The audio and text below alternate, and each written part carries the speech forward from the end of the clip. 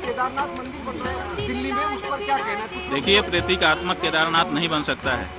हमारे यहाँ शिव पुराण में 12 ज्योतिर्लिंग का व्याख्यान किया गया है। बताया गया है कि 12 ज्योतिर्लिंग होते हैं। 12 ज्योतिर्लिंगों के जहाँ नाम बताए गए हैं वहीं पर उनका पता भी बता दिया गया है।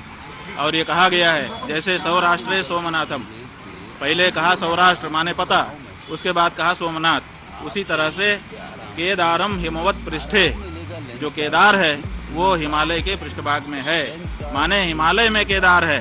तो आप दिल्ली में कहाँ से ला के रख दोगे केदार को? जब पता साफ साफ बताया गया है कि ये यहाँ लोकेटेड है, तो आप उसका लोकेशन क्यों बदलना चाहते हैं? क्यों जनता को भ्रम में डालना चाहते हैं? आप भगवान के 1000 नाम है, किसी नाम से स्थापना करके पूजा करिए, लेकिन केदारनाथ धाम दिल्ली में बनेगा, ये अनधिकार चेष्टा है और ये नहीं होना चाहिए। क्या इसके पीछे राजनीतिक वजहें हैं? भाई बहुत सारी राजनीतिक वजहें हैं। हमारे सभी जो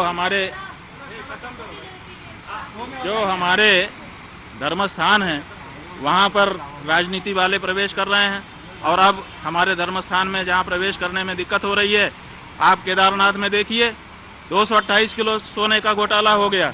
आप पत्रकार लोग क्यों नहीं उठाते हो? तो जब वहाँ पर घोटाला हो गया तो अब आप दिल्ली में केदारनाथ बना लोगे, वहाँ पर फिर दूसरा घोटाला करोगे। 228 किलो सोना केदारनाथ से गायब कर दिया गया।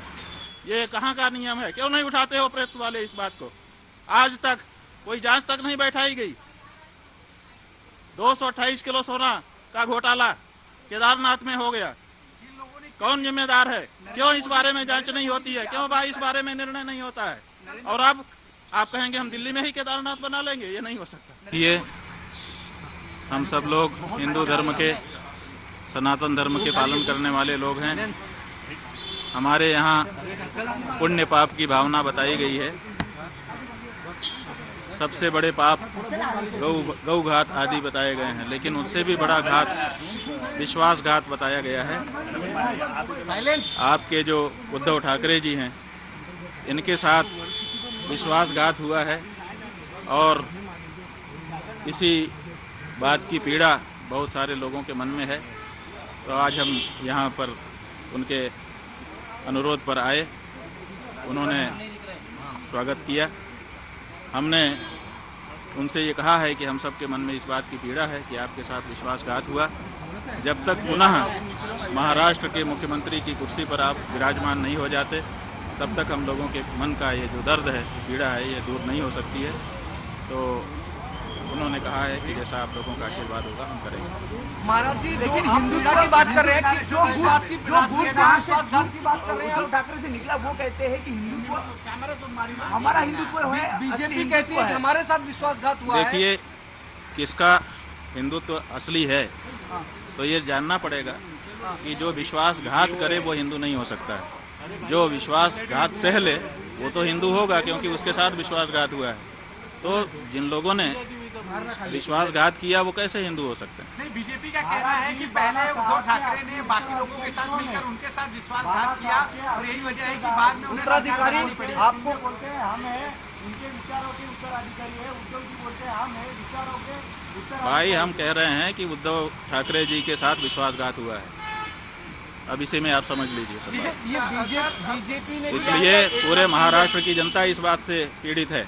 सबके मन में इस बात का दर्द है। चुनाव में इस बात का पता भी चल चुका है।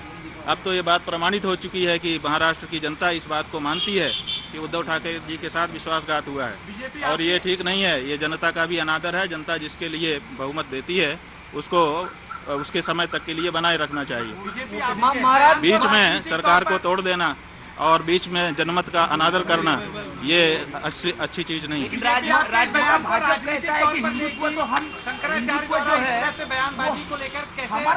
भाई शंकराचार्य की बात नहीं है। शंकराचार्य जी क्या कहेंगे? जो सच होगा तो वही तो कहेंगे।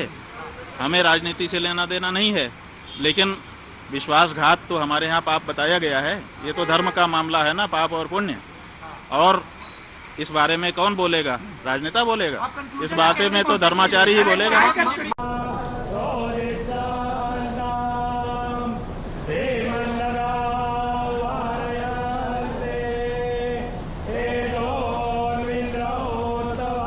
झंडा परद्वज्रेन्द्रुभ्यो यथा दोगाय रुद्रिया यथा नो मित्रो वरुणो रुद्रञ्जनाश भेषजा तच्छयो सुम्नमीमहे यशुक्र इव सूर्यो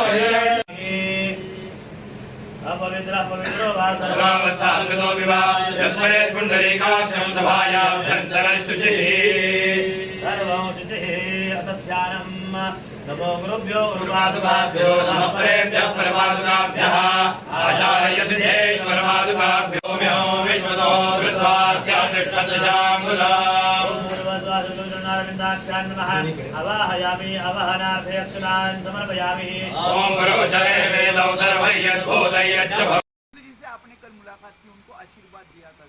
हाँ, वो हमारे पास आए थे, उन्होंने प्रणाम किया। हमारा नियम है, हम लोग आशीर्वाद देंगे, जो आएगा उसको आशीर्वाद देते हैं। नरेंद्र मोदी जी हमारे दुश्मन थोड़े हैं, हम उनके हितैषी हैं, सदा उनके हित की बात कह रहते हैं। जब उनसे कोई गलती हो जाती है तो हम उसको भी कहते हैं कि तुमसे ये गलती हो रही है। तो आपको लगता है वो हमारे दुश्मन नहीं है।